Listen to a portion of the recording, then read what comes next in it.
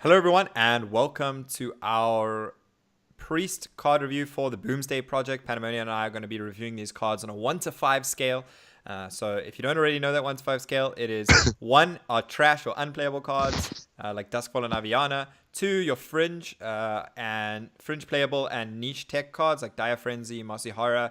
3 are your cards that are playable in some decks like Life Drinker. 4 are your staple cards. So these are going to be staples in multiple decks.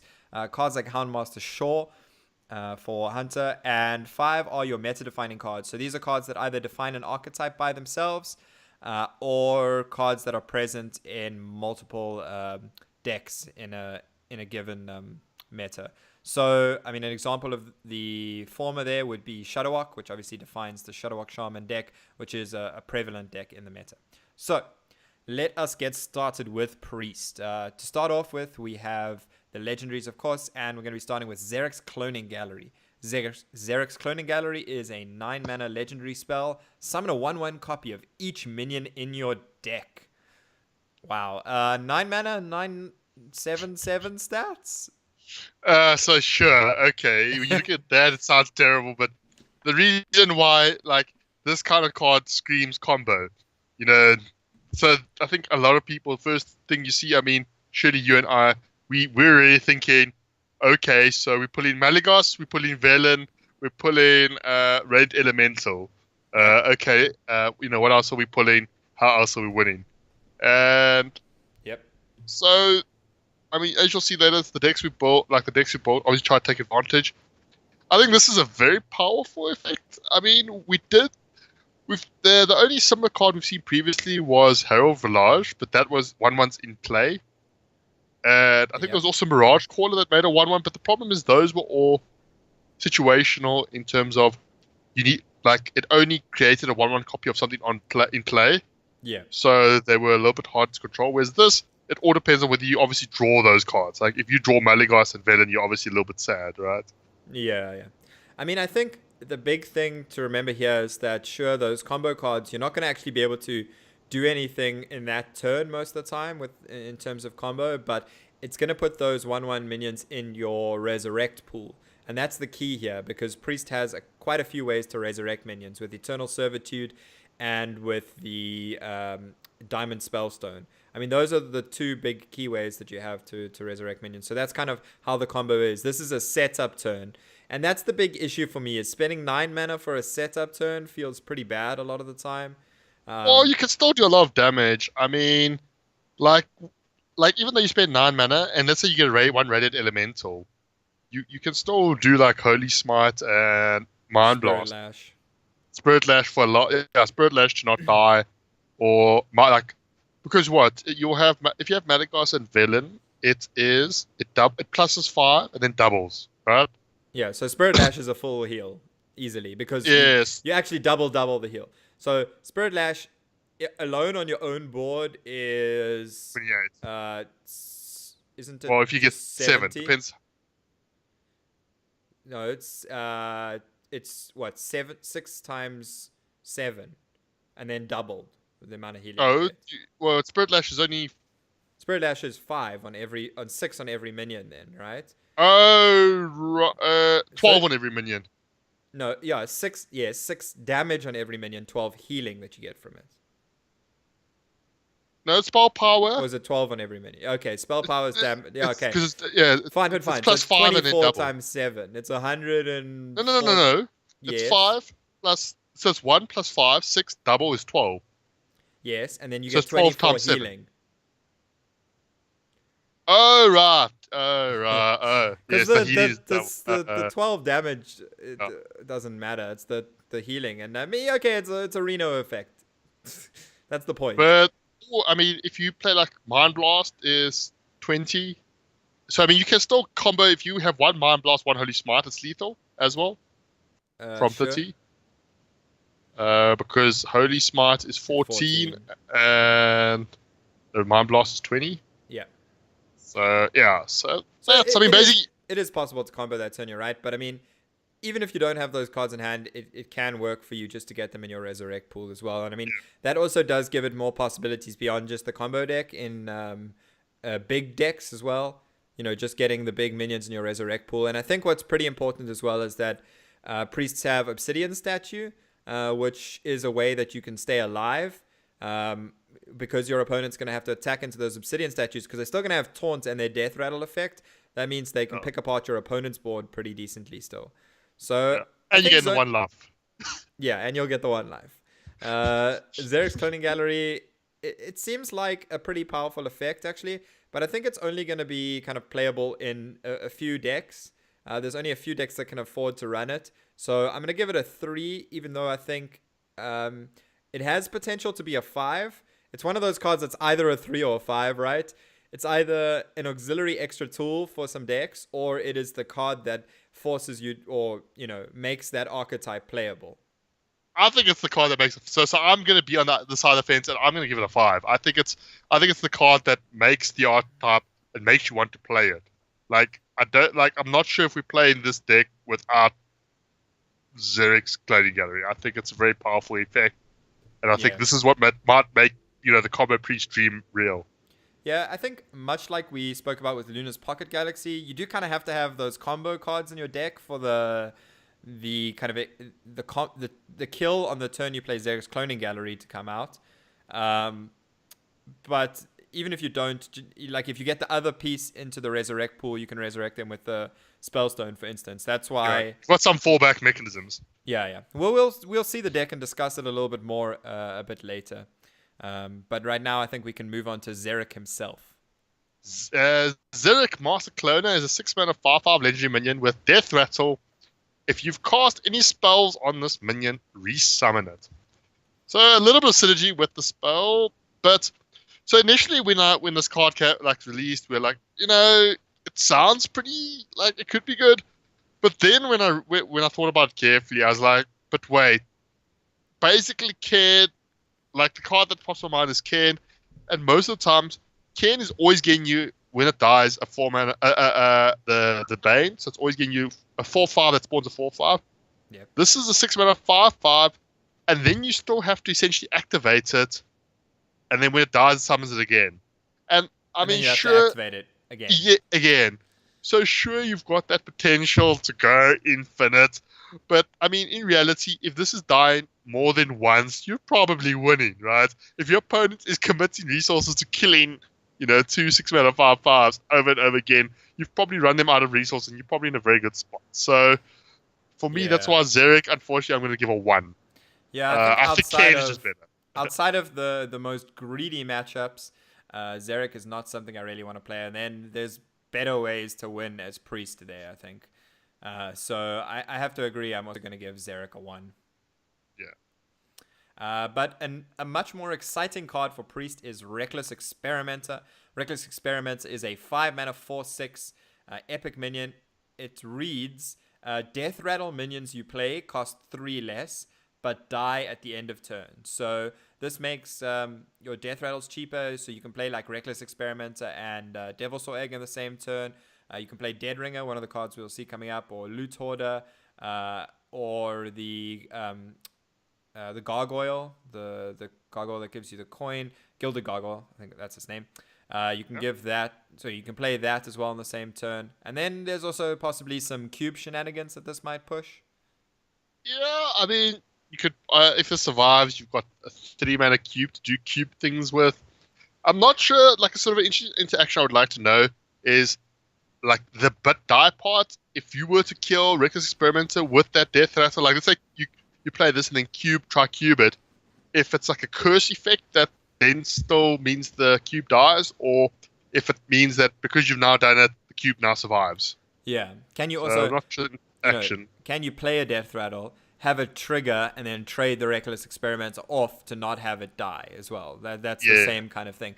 I think that it will work like that they will still die. Because they got that discounted price. But overall, I think Reckless Experimenter is pretty powerful. I'm not convinced I know exactly what the deck it's going into yet. The synergy with Cube in particular is the one that interests me, because I'm not really convinced I see where that's going. Because this happens at end of turn, you can't do any kind of combo stuff with it. There's no like Leroy's, or Doom Guards like we see in Cube Warlock, where you can't really push damage with it.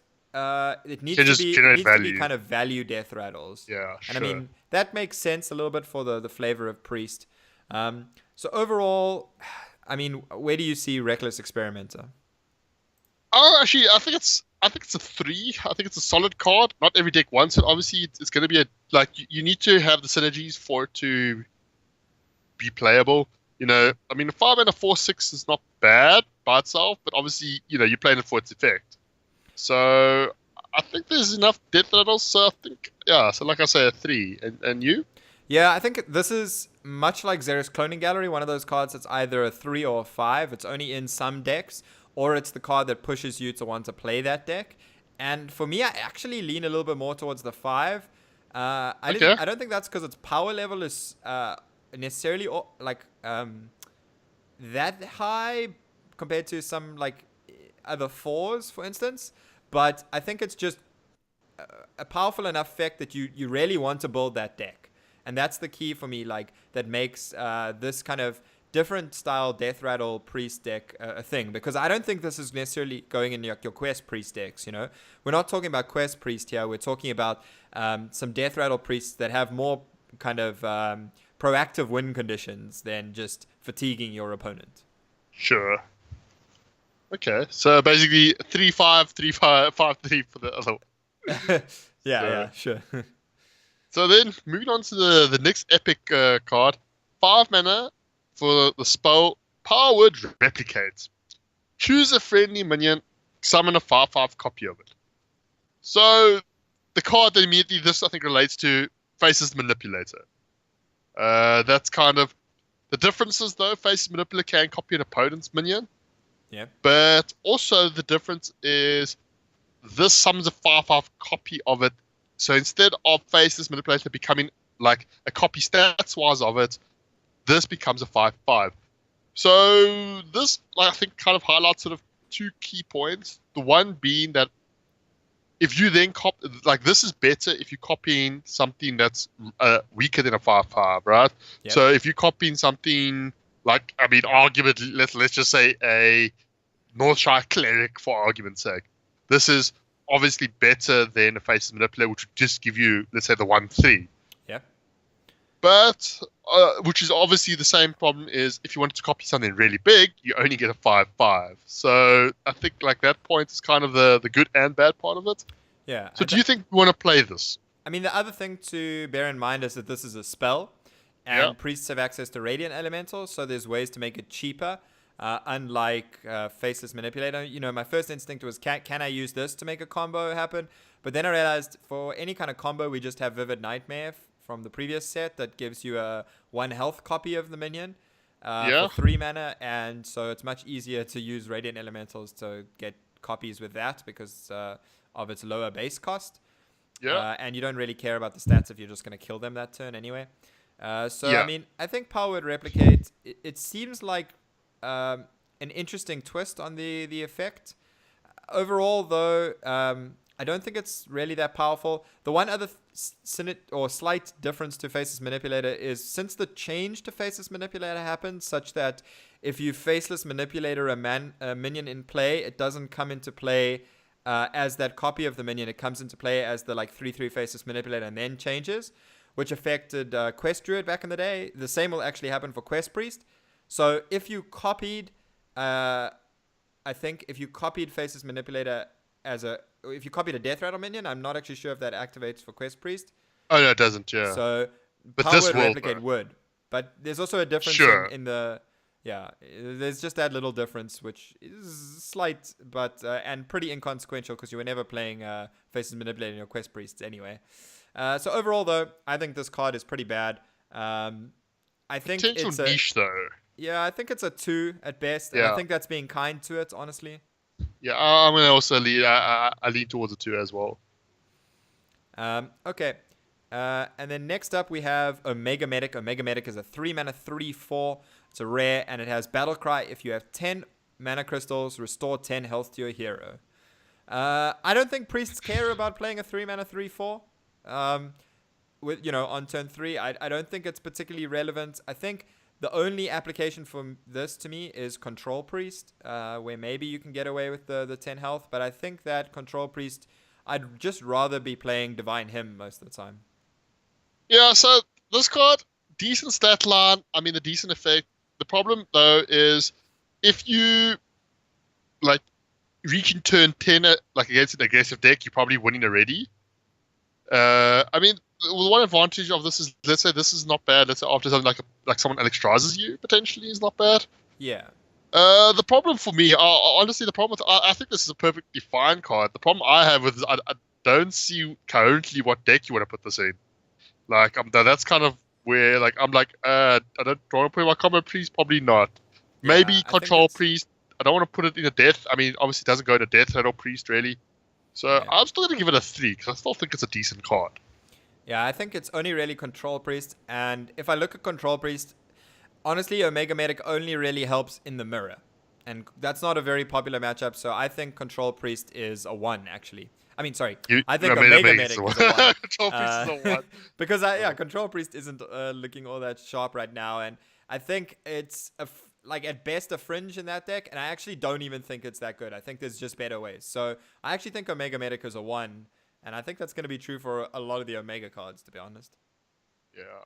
But on to next card. I'm most I initially was quite excited, and I realized 3 mana, race pre-spell, extra arms. Give a minion +2/+2. Add a card called More Arms to your hand that gives +2/+2. And the chain stops with there. So More Arms just says give a minion +2/+2. Yeah, except there's one thing you got wrong there. You didn't say more arms with enough... It's more arms. It's not more arms. It's more arms. There's only exclamation mark at the end of the arms. But it's a phrase. You don't put an exclamation mark at the end of every word. That's not how language works. No, but you still would More only arms. emphasize... You're emphasizing the whole thing. You're not Sure. just emphasizing just arms. Yeah. Anyway, before we get too deep down into grammar, I mean, I think I agree with you. A lot of the times when I compare this to the unidentified elixir, I feel like the unidentified elixir is better. Because the second part of it, you both of them do +2/+2. Unidentified elixir has, the 4 different possibilities. And all of those are much more relevant on the board immediately than the extra arms is. So unless there's a reason you want to space out your buffs, then I'm just not really sold. I mean, the only real the real draw comes to the next card we're going to talk about. But before we go into that, I'm just going to give this a 1. I don't.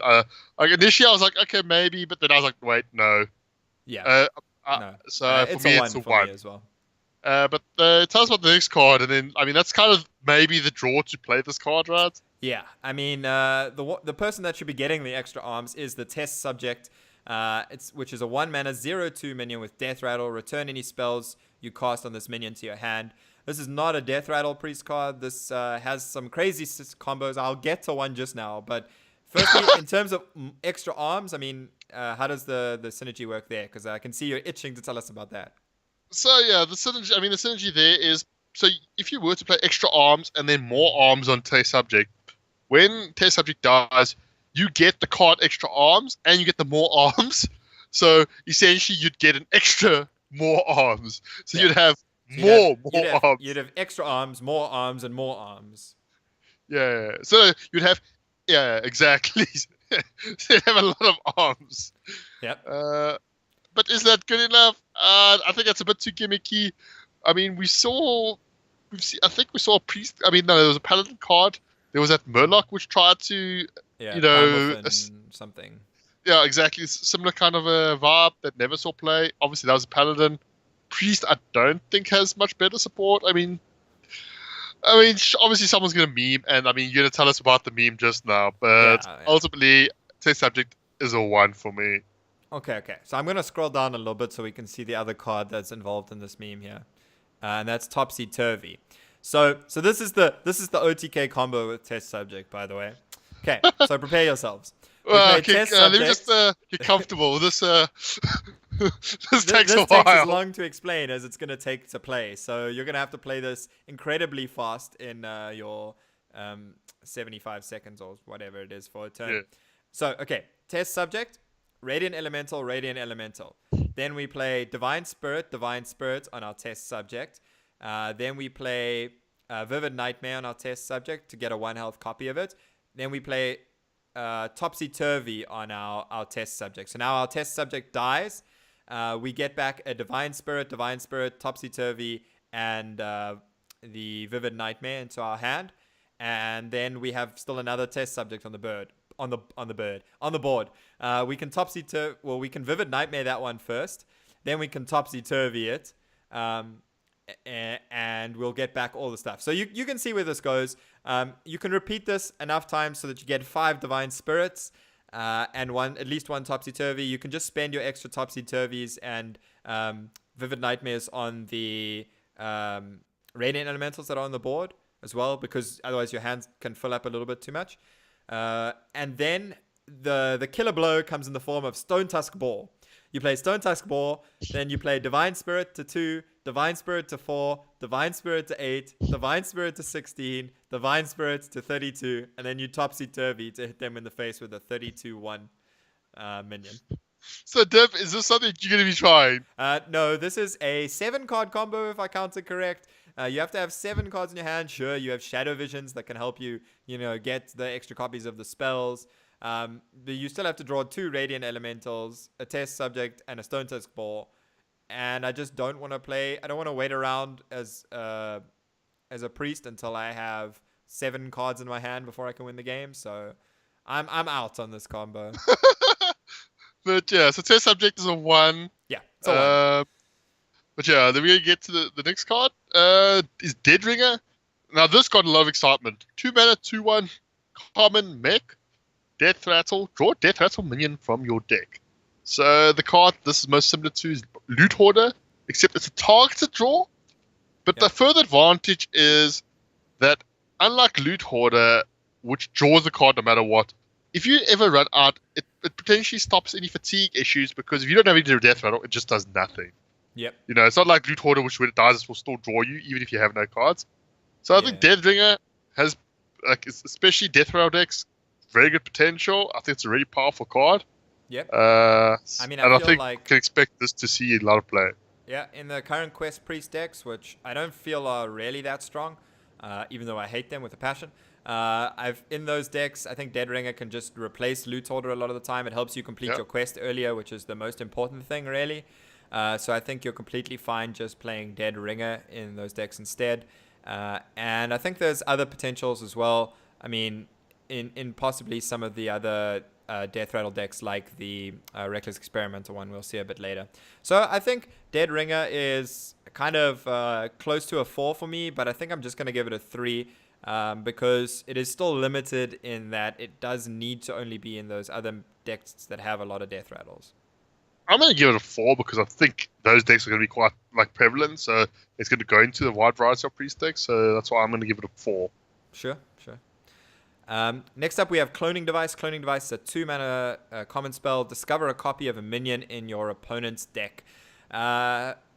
We've seen Priest have these kind of discover stuff from your opponent's deck spell or cards before, but that was attached to Draconid Operative, which was a good minion, and it could discover any card from your opponent's deck. This is a spell that is going to cost you in terms of tempo and is just not something I really ever want to sign up for. So it's going to be a straight 1 for me.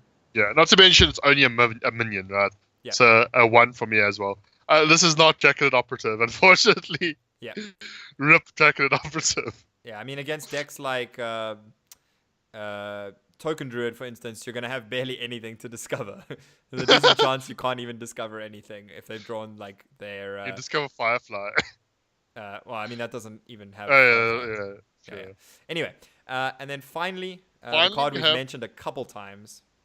It's a common spell, Topsy Turvy, costs 0 mana, and it simply says, swap a minion's attack and health. So, it's Crazed Alchemist without the body, and it's 0 mana. So, this card screams to me, the combo priests of Divine Spirit in a Fire shenanigans. I mean, as you mentioned with your Stone Tusk Ball combo. But even just taking it back to, it's potentially a nice card to include in the traditional combo priest builds.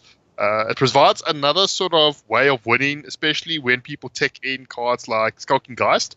Yeah. Because like if you don't run Crazed Alchemist or any other like Void Drip or any of those effects, if your opponent plays Skulking Geist against a Combo Priest, it's like you can't really win anymore. Yeah. So this provides another way without having to run the very mediocre body of Crazed Alchemist. I mean, a 2-mana 2/2, not particularly great. Yeah, So and it's a lot more mana efficient. It works better with cards like Wild Pyromancer or Lyra as well. yeah, sure. Well, Pirates are shenanigans. So if Combo Priest, I mean, we haven't seen much of Combo Priest lately, but if that becomes a deck, like becomes a popular deck again, Topsy Turvy, I think will definitely find its way into that deck, at least as a one of. So for that reason, it's kind of for me a cookie cutter 2. Yeah, I have to agree. I think it is pretty much exactly a 2. I think it'll see in and out play in some decks, but is not really going to be consistently in the meta. It's going to be something you're going to need to know exactly what's flavor of the month for these deck lists to know whether they've got topsy-turvy or not. I see what you did there. But yeah, it is a great name though, much like many of the names in this set. Yeah. Okay, so let's look at our first deck. As promised, we have this kind of combo deck here for you. This is the Malygos, and Prophet Valen combo with Xerix Cloning Gallery. So obviously, you can get that all the damage combos we talked about earlier. It gets the cards into the Resurrect pool for your Spellstones and your Eternal Servitudes. Ultimately, though, I'm not super convinced this deck is going to be that much better with Xerix Cloning Gallery. The one other card we see in this deck as well is Obsidian Statue, and I think that's just because of its power on the Xerix Cloning Gallery in particular. And also, I mean, even with just Shadow Essence, it can help keep you alive. Healing you as well as killing your opponent's minions and putting the taunt in the way is relatively powerful. And I think it's worth sacrificing a little bit of power in terms of, or a little bit of consistency in the Valen Malygos from the Shadow Essence to have the possibility of that Obsidian Statue being there. Yeah, I really think this is honestly going to be, I think, one of the first decks that I'll probably want to try out. Because I mean, just the draw being able, you could potentially just play on turn 10, turn 10, Xerix Cloning Gallery, Mind Blast, Holy Smite, and win. Sure. If you have Valen and Malygos in your deck, right? Because Xerix Cloning Gallery will always get you both. We haven't put enough minions in this deck that possibility won't happen. There's only Radiant Elemental, Obsidian Statue, and then those two. So it's pretty much guaranteed. I mean, even almost every Eternal Servitude will offer you Valen or Malygos if they've died. I mean, the only other card they can offer you is Obsidian Statue. So, and the Spellstone, when fully upgraded, will bring back all 4 of those cards as well. So it's important to kind of limit the deck, and also the more spells you have in the deck, the better the Spellstone. And there's also a Master Spell in there because a lot of the decks we've been looking at so far are particularly weak to Silence. So that seems like a pretty reasonable card in what could be the upcoming Boomsday meta. Yeah, so this is the deck. I like it. This is kind of this is the deck I want to try, and a card I really would like to put in here, but I know you didn't put is Lyra, because it provides another way of winning. Like I like it because it's a case of you can then again in some matchups, let's say against aggro, you can then go for instead of obviously just trying to go for combo, you can just go Lyra, play a bunch of spells, and win like that. Yeah, I mean, Lyra was something I also did strongly consider putting in the deck, but ultimately it was its effect on Spellstone that I didn't like. The fact that adding that one single minion gives you a failure rate, and that failure rate is not something I was particularly comfortable with.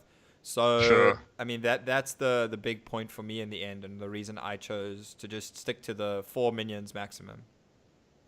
Sure. But next up, we have this kind of reckless experimenter, death rattle priest that we were talking about. So talk us through some of the synergies here and why we're seeing some of these new cards in this deck. So this is not a quest priest, even though it's death rattle. The synergies obviously revolve around reckless experimenter.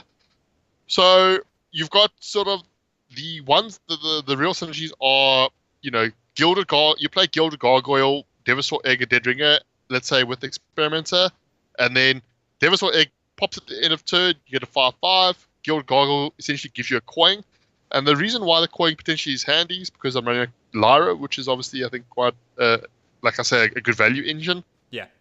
The other pretty cool combo, like with Reckless Experimenter, is Voodoo Doll. Because potentially, you play Reckless Experimenter, you play Voodoo Doll targeting, and then at the end of turn it dies. So you basically, whatever you target, it dies, like, end of turn. So it's not as strong as killing it, let's say, straight up like Varspine Slayer. But I think it's still very powerful because it dies basically immediately. Yeah. I mean, if it's a taunt, you can't attack through it.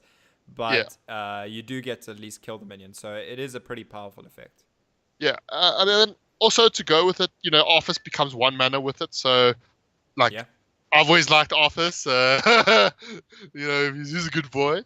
And then, we've got potential cube shenanigans to, I mean, obviously, depending if, like I said, Reckless Experimenter survives, you've got, like, some really silly things where you can go, like, Office, cube the Office, like, there's some really silly combos you can do. We've got Obsidian Statue to, like you say, to not die.